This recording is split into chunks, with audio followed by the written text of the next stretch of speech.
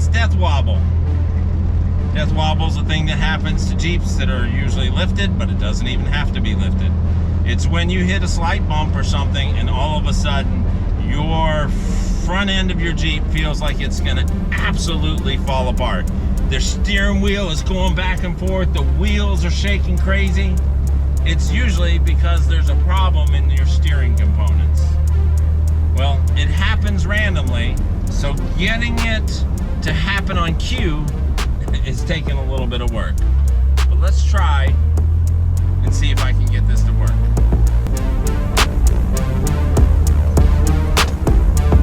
And that is death wobble.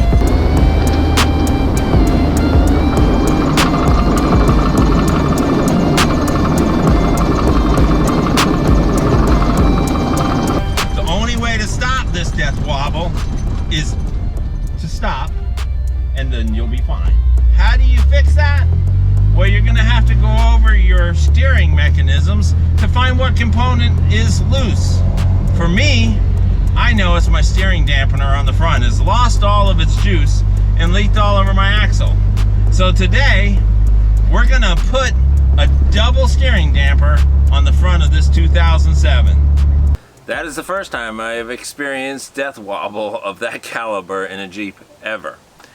Last weekend we went to Bartow and did some riding out at the home of Jeeping with Judd, and I developed a leak in my steering stabilizer.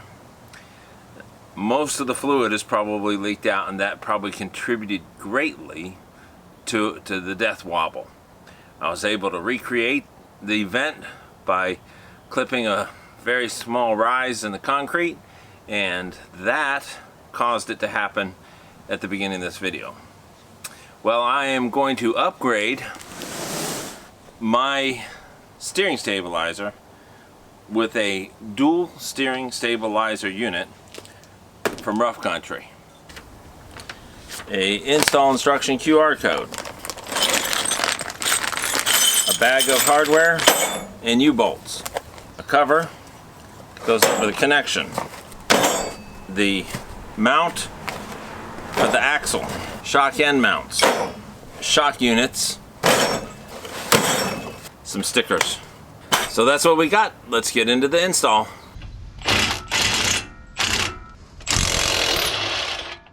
You can see it's leaking all over the place. The cylinder itself doesn't have its fluid. You can replace just this. This is a stock JK, but I'm replacing it with the double. You can scan this and get right to the instructions, but if you try to put this address in, it's going to fail. Randy just went right to Rough Country and found the instructions, and we were able to print up the actual instructions. The one thing that they want to do is make sure that it's against the differential housing right here. So it's going to go on. You don't want to stick it over here. You want to stick it right about there. Pretty easy to identify. Two big U-bolts, they're the ones that are going to go on. I'm going to lay my parts out so that I know what goes where. This is a shim. It's going to go right inside there. So there's two of those. These big heavy bolts, there's 4 of them. That's going to hold the things to the mounts. 4 washers. These big nuts go with the big bolts. So those are the U-bolts. There's 8 that are going to go with these, and 4 are going to go with these. Laying out your parts is a great way to start to keep everything organized and ready to go, and it also lets you know everything that's there. Let's put your U-bolt on, and then your plate. It's going to go through the holes. It's pretty simple. Your bolts. You're probably going to have to use a socket because they did paint these. The paint is going to act kind of like a little bit of a Loctite on there as it strips it down, but what you want to do is once you get them hand threaded on here, you're going to run them on the rest of the way with a socket. Just don't tighten everything up. Now I've set this on to number 1 right here, because that way when it first makes contact, it kind of is just going to stop. Righty tighty.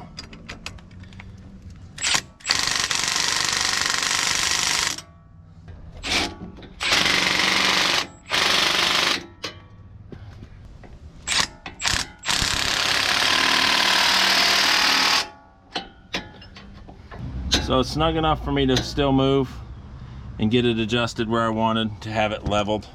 Install the dual center bracket, done. With supplied U-bolts as shown, photo 1.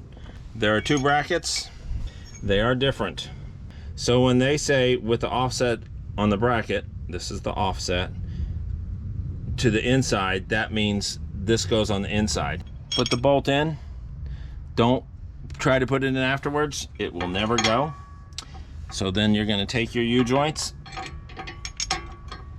go on just like that, put them on. Now they show this going over all the way over here. This is the bracket from the original hardware over here. I think what I'm gonna do is I might go ahead and remove that bracket.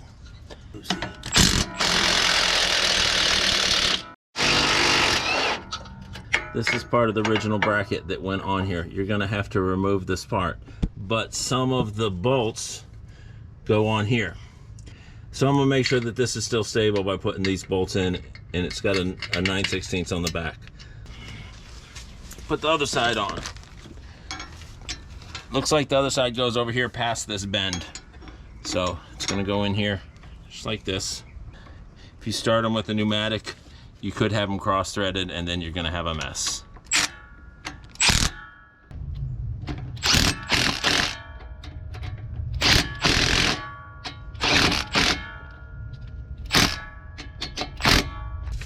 That completes photo number 2 and step number 3.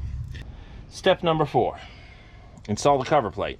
This is the cover plate with the 1/2 inch by 2.5 inch bolts. So you should have 2 of those big bolts left, 4 washers and 4 nuts. You're gonna take the bolt, no washer, put it up through the bottom of this plate, just like this. The other one. Then you're gonna follow that up with the plate. The rough country plate is going on top. You're gonna follow that up with your shocks, extending side outward towards your mounts. They just go on like this, right on top of the bolt, and they rest in there. Follow that up with 2 of your 4 washers. They're gonna go on top of those bolts, and they basically squish that down without compressing the plastic. On these nuts, round side up, go right down on top of that bolt. Do the other side. Level the center bracket horizontally and tighten the hardware using a 3/4 inch wrench on the stabilizer.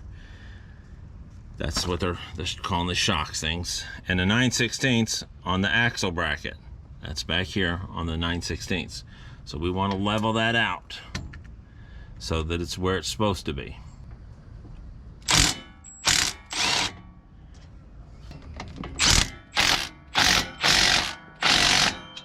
Here's something that would be really great to have on here, torque specs. I don't know what the torque is supposed to be on here on these U-bolts, but if you over torque these to tighten them down too much, you could snap that U-bolt right off the end of it. So it doesn't say anywhere what to torque it to. Rough country, please put torque specs in there, because it would be nice to know exactly how tight it's supposed to be.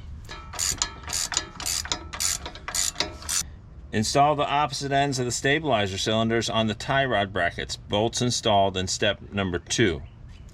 This has to go on here. Even though it doesn't mention this sleeve has to go in there. That's a crush sleeve. It keeps you from crushing the inside. So you can just pull them backwards and they should just slide on. That's gonna go right there for right now. How you're gonna finish that up with is a washer on top and one of these big nuts going in. This should be resting right in here when we're done. You're going to put your last washer and your last bolt. I have my tires pretty straight now, so when I release these retaining clips, it should push these brackets out about halfway. This one's gonna stop when I let it out. This one, I don't want it to push past a certain point, so I'm gonna have to stop it where I feel like I want to stop it. On your drag link collar, this right here, they're going to make reference to these pinch bolts. If these pinch bolts are facing downward, you may hit your cylinders. Mine are already facing upward, so we're in good shape. I'm gonna teach you something. Do you need a pair of scissors to cut off this thing? No. Turn it upside down, pull the tab, and hello, you can pull it off by hand.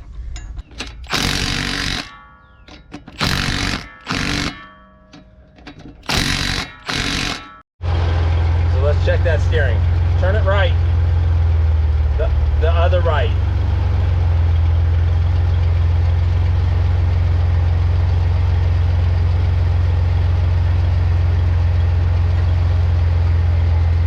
Okay, turn it left.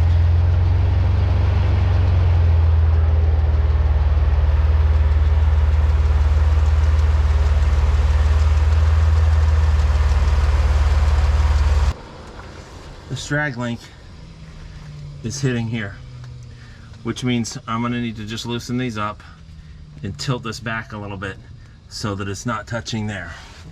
This is going all the way in to make my right hand turn. And as you can see, right now we're turned all the way out that way and it's out. I'm just concerned about this.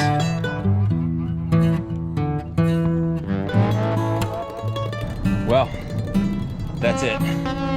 It's installed. Hey, thanks for watching. I'm Matt, and this has been an install video.